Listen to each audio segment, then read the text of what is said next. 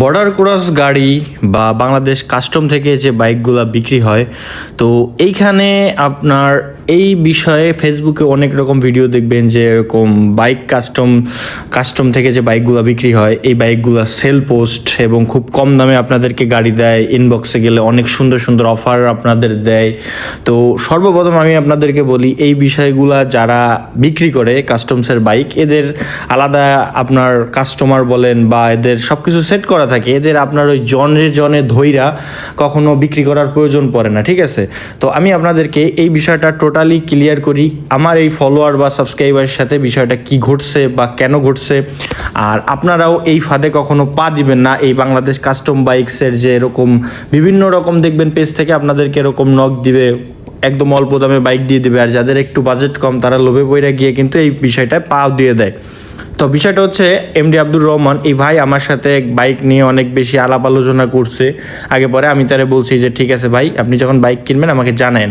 তো আজকে সে আমাকে নক দিছে বাংলাদেশ কাস্টম বাইক গোডাউন থেকে। সে একটা বাইক পাইছে, জিক্সার 250 বাইক, তাকে মাত্র 80,000 টাকায় দিতে চাইতেছে।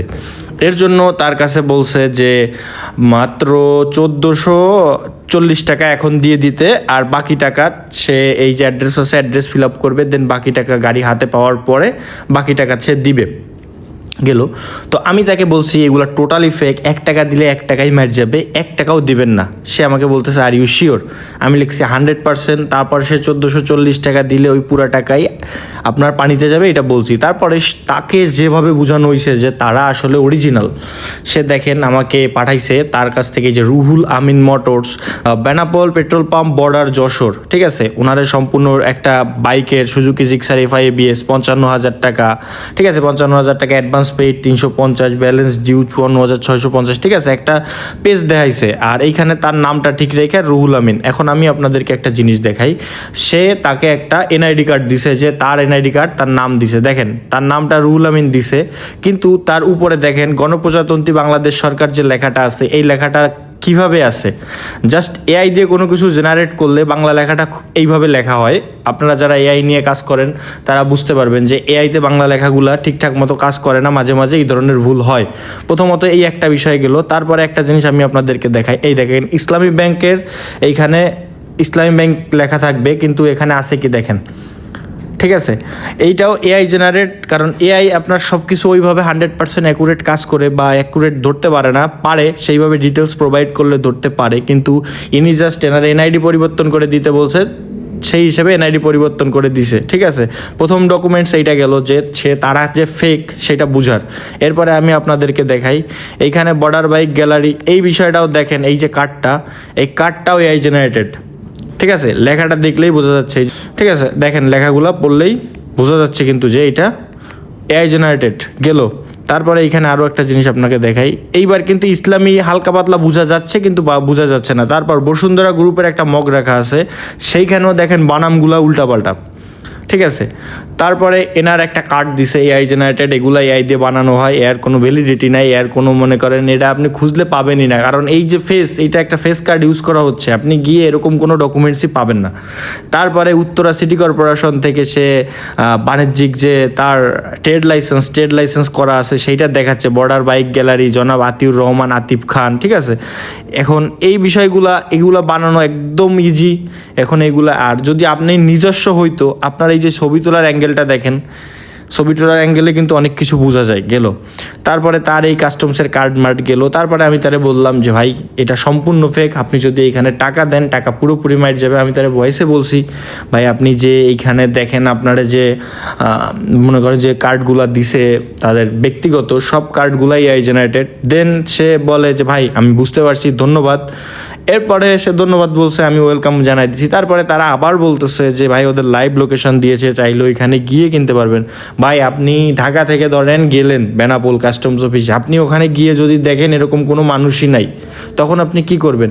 এটা জাস্ট আপনাদের মনে তাদের বিশ্বাস অর্জন করার জন্য যে হ্যাঁ এরা রিয়েল।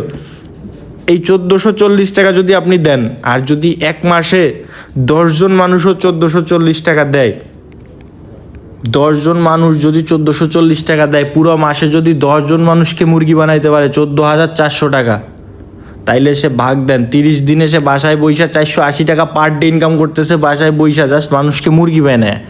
এই বিষয়গুলো খেয়াল করবেন না। এরকম ফাঁদে অনেক লোক পড়ছে। কিছুদিন আগেই আমার এক বড় ভাই এরকম অনলাইনে তার ফ্ল্যাট পাইছে, এরকম শুই না ঘোড়ার ডিম টাকা পাঠাই দিছে কিছু টাকা, কারো কাছে ডিসকাস করে নাই, তারা এমনভাবে মুরগি বানাইছে যে মনে করেন এভিডেন্স এমন এভিডেন্স দিয়েছে যে সে বিশ্বাস করতে বাধ্য হয়েছে। কারণ এইখানে শিক্ষিত লোকরা গিয়ে এই ট্র্যাপে পড়ে, কারণ তারা এত কিছু যাচাই করতে চায় না। তাদের সামনে যেটা আসে, এখন যে জামানাটা চলতেছে এআই জামানা, এইগুলো তারা জানে না। তারা ডকুমেন্টসটা দেখতেছে, অত ভালোভাবে খেয়াল করে না। ডকুমেন্টস দেখতেছে তার মানেই রিয়েল, তারা চিন্তা করে এবং টাকাটা দিয়েই ধরাটা খায়। তো আমার কথা হচ্ছে, যারা এই কাস্টমস থেকে বাইক কিনবেন তারা সরাসরি কাস্টমস অফিসার, যারা ডিউটিরত কাস্টমসে আছে, সরকারি যেসব অফিসার আছে তাদের সাথে ডিল করবেন।